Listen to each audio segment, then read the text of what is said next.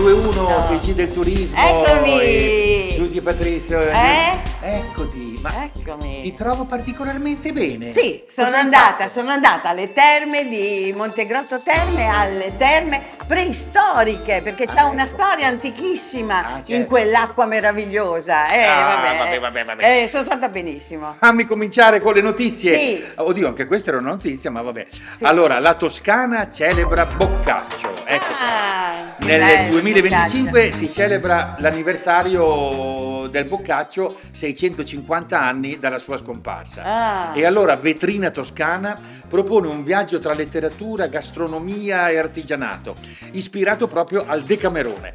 L'itinerario parte dalle terme di Boccaccio, tra Certaldo, Gambassi Terme e San Casciano dei Bagni. Che bello, che posti meravigliosi, ci potrei andare. Poi si continua lungo la via Francigena, Sì. e qui si possono scoprire le eccellenze artigianali della regione. Solo qualche esempio: il cuoio di Santa Croce, il vetro verde di Empoli, le ceramiche di Montelupo Fiorentino, il cristallo di Colle Valdelsa. Insomma, ci dovete andare. E poi la cipolla di Certaldo, Ecco.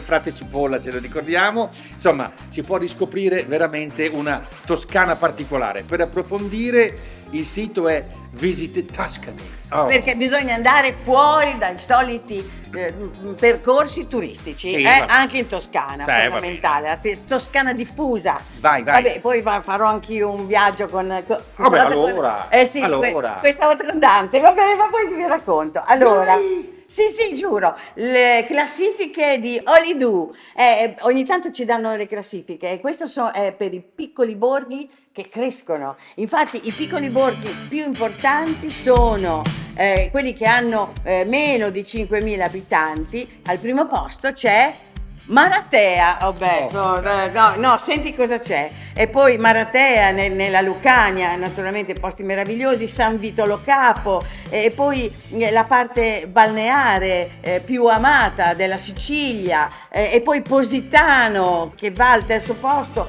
poi Amalfi, capito, piccoli Allora, no, borghi. per capirsi, questa è la classifica dei borghi, diciamo, più frequentati, più interessanti per i turisti. Che hanno meno di 6.000 abitanti e che sono i migliori, ma insomma abbiamo detto dei nomi pazzeschi. Ma c'è un piccolo borgo che sarebbe molto interessante andare a vedere. Ma sì? E sai cos'è? No? Acerenza. Dov'è? Acerenza in Basilicata. Perché? Perché lì c'è un mistero particolare che adesso vi racconto. Io qualche tempo fa l'ho raccontato, ma vale la pena di ricordarlo. Lì ci potrebbe essere stata la tomba, la sepoltura di Dracula, che poi sarebbe semplicemente Vlad Tepè l'Impalatore, no? Nel senso quello là che combatteva gli ottomani in favore della cristianità, quindi un eroe, diciamo, che però è stato demonizzato. Ma è possibile che sia finito lì? Allora sembra che le sue spoglie siano state poi trasportate a Napoli, alla chiesa di Santa Maria la Nova, dove Giuseppe Reale, il direttore, ha studiato e sta studiando, e stiamo studiando bene appunto dove potrebbe essere sepolto. Sì, e avremo delle rivelazioni interessanti, anche con Valentina Ferranti, che è un'antropologa e sta studiando anche lei. Quindi io voglio farvi vedere quando sono andata ad Acerenza a vedere appunto questa basilica dove potrebbe essere stato sepolto in un primo momento Dracula, cioè Vlad Tepè l'Impalatore. Eccola.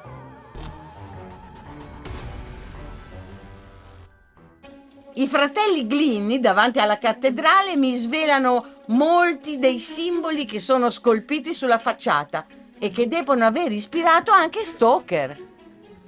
E queste sono le due colonne Boaz e Joachim, famose, no? Del Tempio di Salomone. Infatti quella di destra, vedi, è dedicata alla donna, quella di sinistra all'uomo. Che però sono tenuti divorati da un mostro che lo mozzica sul collo. Esatto. Per favore non bordermi sul collo, no? E poi ecco la cripta. Devo scendere? Direi. Andiamo a vedere. Nel sarcofago qui c'è qualcosa? Non c'è niente. È completamente vuoto. Sì, io penso che sia stato creato per contenere le spoglie del santo, penso, al di là di ogni dubbio. Senti, ma quella finestrella là? E non si sa, questi entriamo nel mistero. Ti dice c'è qualcosa là dietro, però noi non sappiamo cosa. Ci sono Due angeli. due angeli. Sant'Andrea, ritorniamo a Sant'Andrea che sta lì, non potendo accedere perché è stato tutto murato, noi in realtà non sappiamo se ci siano altre incisioni dietro, che cosa ci fosse dietro. Forse la tomba di Vlad? Quando sono state fatte indagini radar per vedere che cosa c'è sotto alla cripta, si è scoperto che c'è una certa quantità di piombo. Che vuol dire che qui sotto c'è una bara di piombo come si usava proprio nel 1500, diciamo bare di piombo anche abbastanza inquietanti perché avevano la forma umana. Chi è che veniva inumato in una bara a forma umana di piombo? Forse qualcuno che non doveva rivivere? In ogni caso, per riabilitare la figura del padre, Maria di Valacchia fece fare questo affresco che si vede sulla parete.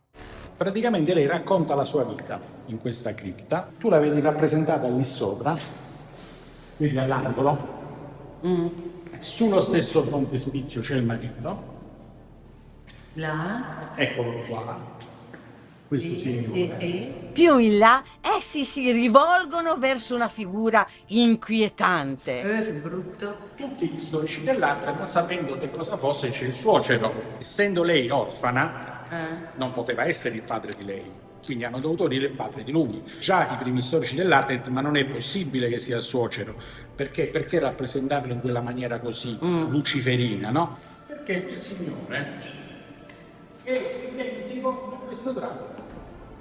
Poi con il Naso tagliato, la barba, vedi che fa i denti, addirittura anche se vedi quello si vedono i denti, quindi quel signore lì non solo è un parente di lei e non può essere il padre di lei, ma è un uomo drago, un drago.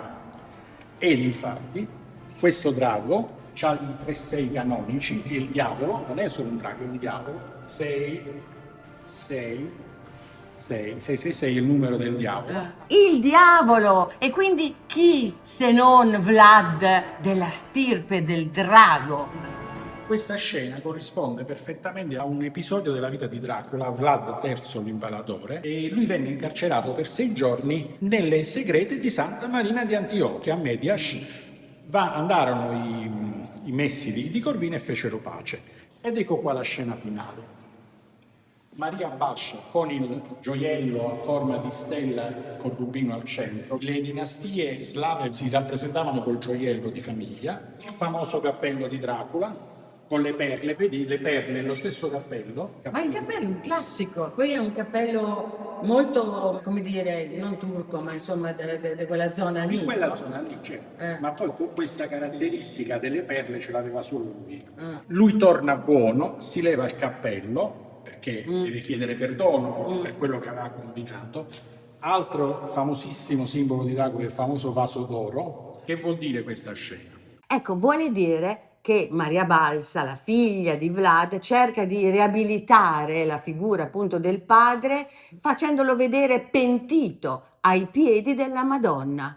E allora potrebbe essere così, la tomba di Dracula, cioè di Vlad, è ad Acerenza. E il fatto che appunto invece tutti vanno Allora, in Romania, che porta un sacco di turisti Dracula, in un monastero hanno inventato una tomba di Dracula, inventata perché quando l'hanno scoperchiata hanno trovato le ossa di un cavallo. Probabilmente ce l'avranno infilate loro per far trovare qualche cosa, ma non possono trovare nulla perché il vero Vlad III è sepolto qui sotto.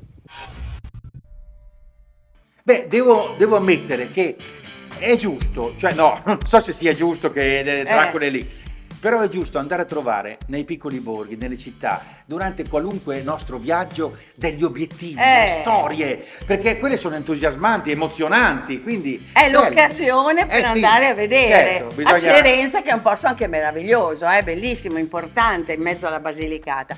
Va bene, comunque poi vi sapremo dire perché la storia di Vlad Tepes l'Impalatore, cioè Dracula, eccetera, eccetera, va avanti. Io ci sto scrivendo un libro e comunque insomma avrete notizie. Aspetta, un'ultima notizia velocissima, devo dirlo, c'è il Vinitaly. Vinitaly sapete tutti, ma dal 4 aprile, cioè prima che inizi il Vinitaly ufficiale, c'è Vinitaly and the City. Tutta una serie di iniziative diffuse per la città, andate a vedere sul sito, molte occasioni. Dai, ciao! Tante notizie, tanti luoghi, andate, visitateli.